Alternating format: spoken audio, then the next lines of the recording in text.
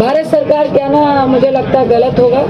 तानाशाही सरकार ने एक फरमान जारी किया है। सरासर युवाओं के साथ धोखा है, उनके साथ विश्वासघात है। 1 रैंक 1 पेंशन की बात करके सरकार में आए, अब 9 रैंक 9 पेंशन चल रहा है। नमस्कार, मेरा नाम आलोक है। आप लाइव स्ट्रीम देख रहे हैं। अग्निपथ योजना को लेकर के छात्रों का गुस्सा क्या ठंडा पड़ चुका है, क्योंकि विपक्ष की ओर से अब जो बातें कही जा रही हैं सत्ता पक्ष की बातों से वो पूरी तरह परे है। एक तरफ जहां सत्ता पक्ष के लोग कह रहे हैं कि युवा जो हैं वो तैयार हैं, युवा अग्निवीर बनने के लिए तैयार हैं, वहीं दूसरी ओर आज बिहार में भी आपने देखा, बिहार विधानसभा में जमकर के हंगामा हुआ है, सदन की कार्रवाई नहीं चली है। वहीं केंद्र सरकार के इस फैसले को लेकर के कांग्रेस में भी गुस्सा है।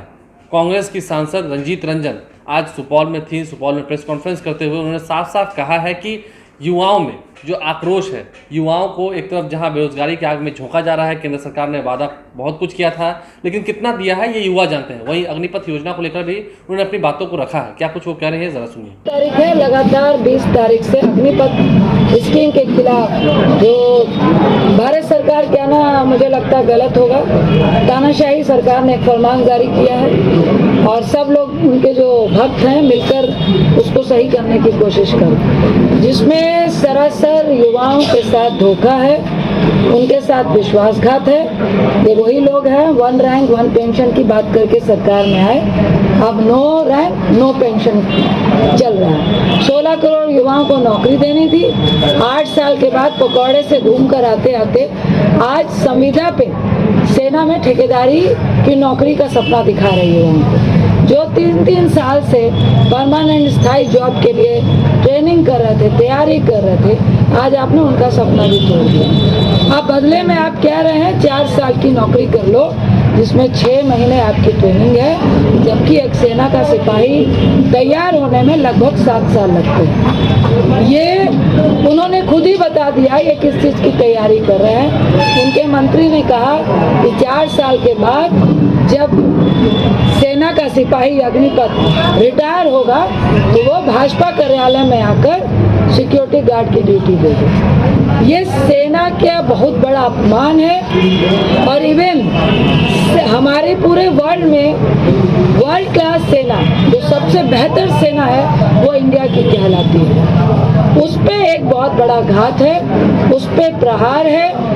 और दूसरी तरफ आप जिस संविदा के तहत हमारा देश का युवा एक जोश और जज्बे से फौज में जाता है शहीदी पाने के लिए, देश की सेवा करने के लिए, आप उसको ठेकेदारी से कंपेयर कर दिए। आप एक लड़का कॉन्ट्रैक्ट बेस पे जिसको ये नहीं मालूम है कि 4 साल में वो स्थायी हो पाएगा कि नहीं, वो बॉर्डर पे क्या करेगा, क्या वो सोच रहा होगा कि आने वाले कल में हमारी फैमिली का 4 साल के बाद क्या होगा।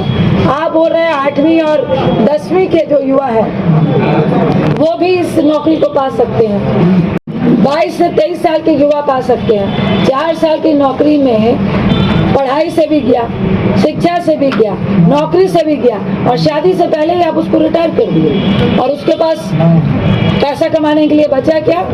भाजपा के कार्यालय का सिक्योरिटी गार्ड। इनको कहने में शर्म भी नहीं आ रही है। तो ये एक बहुत बड़ा आघात है, सिर्फ युवाओं पे ही नहीं है, हमारी देश की सेना पे है। आज तक हम अपनी सेना पर सम्मान करते आए और गर्व करते आए।